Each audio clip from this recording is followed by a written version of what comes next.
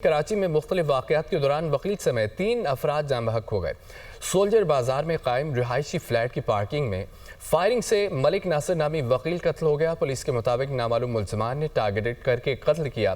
مقتول کی لاش سول اسپتال منتقل کر دی گئی ہے۔ گلشن اقبال فوجی گراؤنڈ کے اندر سے ایک شخص کی لاش ملی ہے۔ مزید تفصیلات جانیں گے شہباز خان سے۔ اپڈیٹ کیجیے گا شہباز۔ جی بالکل، کراچی کے مختلف علاقوں میں فائرنگ کے نتیجے میں وکیل سمیت 2 افراد جاں بحق اور ایک زخمی ہو گیا، جبکہ گلشن اقبال میں گراؤنڈ سے ایک شخص کی لاش بھی ملی ہے۔ سولجر بازار کا علاقہ ہے جہاں پہ نامعلوم مسلح ملزمان نے فائرنگ کر کے ناصر ملک نامی شخص کو جو ہے وہ قتل کیا ہے۔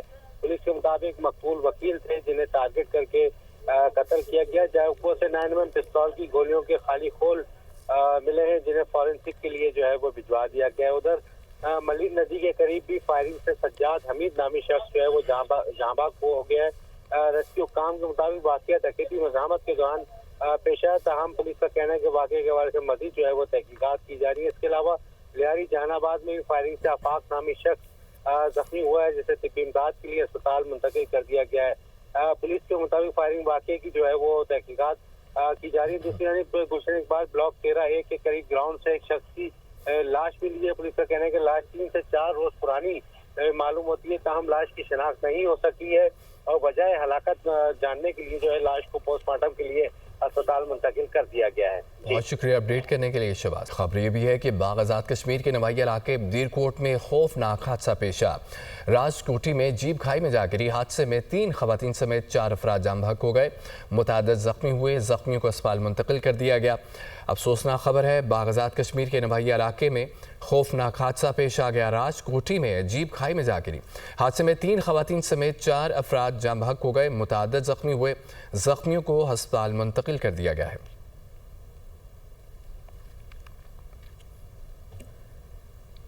عالمی منظرنامے سے خبر آپ کو دیں کہ برطانیہ، جرمنی اور اسپین میں غزہ میں اسرائیلی جبر کے خلاف احتجاج ہوا۔ اسرائیل غزہ میں بچوں کا قتل عام اور نسل کشی بند کرے، مظاہرین کا یہ مطالبہ ہے۔ لندن میں پولیس فلسطین کے حامی مظاہرین پر ٹوٹ پڑی، 500 کے قریب مظاہرین گرفتار کر لیے گئے۔ برطانوی پولیس نے نابینا شہری کو فلسطین کے حق میں احتجاج کرنے پر گرفتار۔ نابینا شہری کا فلسطین کی آزادی تک احتجاج جاری رکھنے کا اعلان۔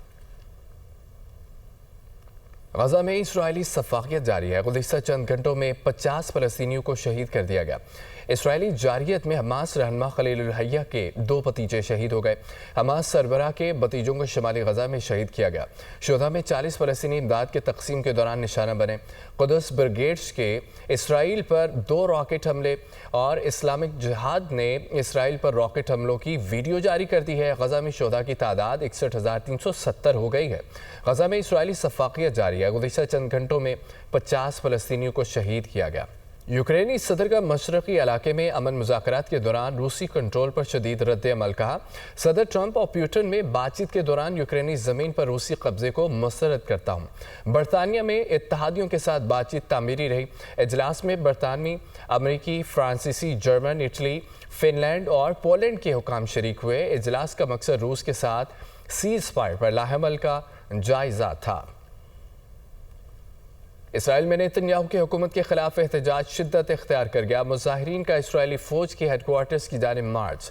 غزہ میں قید اسرائیلیوں کے اہل خانہ اور مظاہرین کا عزیز و اقارب کی رہائی کا مطالبہ۔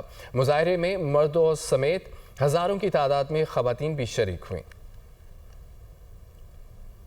ادھر لندن میں دھماکہ، 6 فوجی جاں بحق ہو گئے، متعدد زخمی۔ لبنانی فوج جنوبی لبنان میں حزب اللہ کے بنیادی ڈھانچے کو ختم کر رہی ہے۔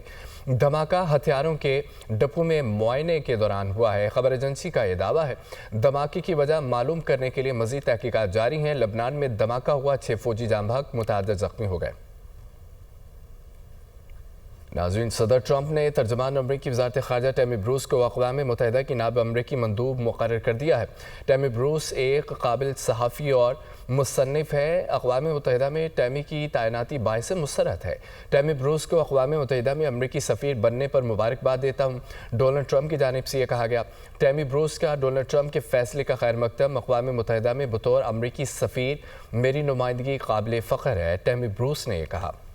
कि अमेरिका के भारत के साथ कशीदा होते ताल्लुकात। मोदी सरकार ने चीन और रूस से अच्छे ताल्लुकात की उम्मीदें वाबस्ता कर ली हैं। न्यूयॉर्क टाइम्स की रिपोर्ट के मुताबिक अमेरिका के साथ तिजारती कशीदगी ने मोदी सरकार की खारजा पॉलिसी को नाजुक मोड़ पर ला खड़ा किया। नरेंद्र मोदी की ज़ाती क़यादत पर मबनी खारजा पॉलिसी भारत को आलमी सतह पर तन्हाई की तरह धकेल रही है। चीन से ताल्लुकात बहाल करने की कोशिशें सरहदी कशीदगी के बायस बेअसर हो रही हैं। अमेरिका ने भारत और भारी टैरिफ लगाकर इक्तिसादी दबाव बढ़ा दिया है। ट्रंप ने पाकिस्तान को भारत के बराबर हैसियत देकर नई सफारती कशीदगी को जन्म दिया। ट्रंप के इस फैसले से भी भारतीय सरकार शदीद दबाव और परेशानी का शिकार है। अमेरिकी टैरिफ के बाद मोदी की सफारती हिकमत अमली पर सवालात उठने लगे। भारतीय फजाइया हरकतें मज़ाहिया, मोदी सरकार का बदनामी छुपाने के लिए झूठ पर झूठ। मोदी सरकार नाकामी छुपाने के लिए पैंतरे बदलने लगी। मोदी सरकार और भारतीय फौज का एक और झूठ। भारतीय फजाइया के सरबराह ने 3 माह बाद एक और झूठ सुना दिया। भारतीय फजाइया के सरबराह का पाकिस्तान के 5 लड़ाका और 1 रडार तैयारा तबाह करने का मुज़ाहिका खेज बयान।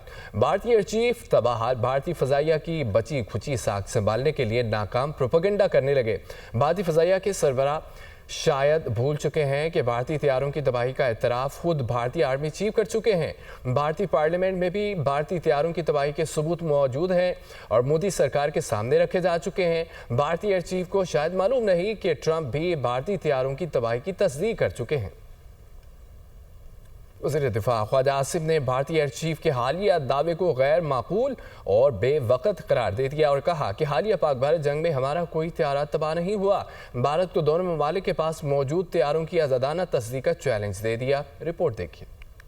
मार्के हक में भारत के 6 जंगी तैयारे गिराए, S-400 फिजाई दिफाई निज़ाम भी उड़ाया, हमारा कोई तैयारा तबाह नहीं हुआ। वज़ीर दिफा ख्वाजा आसिफ का एक्स पर बयान। भारतीय एयर चीफ का 3 माह के बाद दावा मज़हिका खेज करार दे दिया। वज़ीर दिफा का कहना था ऑपरेशन बनियानुल मरसूस के बाद पाकिस्तान ने फौरी तौर पर बैनुल अक़वामी मीडिया को तफसीली और तकनीकी ब्रीफिंग्स फ्राहम की। गैर जानिबदार मुबस्सिरीन ने भी मुतअद्दिद भारतीय तैयारों बशमूल राफेल के नुकसान का एतराफ़ किया। भारतीय तैयारों की तबाही के एतराफ़ात मुख्तलिफ ज़राए से सामने आए। उनमें आलमी रहनुमा, भारतीय सियासतदान और गैर मुल्की इंटेलिजेंस रिपोर्ट्स शामिल हैं। ख्वाजा आसिफ ने कहा पाकिस्तान ने भारत के मुतादिद ड्रोन्स भी तबाह किए। कई भारतीय फ़िज़ाई अड्डों को नाकारा बनाया गया। लाइन ऑफ कंट्रोल पर भारतीय अफवाज के जानी और माली नुकसानात भी कहीं ज़्यादा थे। अगर हकीकत पर सवाल है तो दोनों ममालिक अपने तैयारों के मौजूदा ज़ख़ीरे की गैर जानिबदाराना तस्दीक कराएं। हमें यकीन है कि इस अमल से वो हकाइक आश्कार हो जाएंगे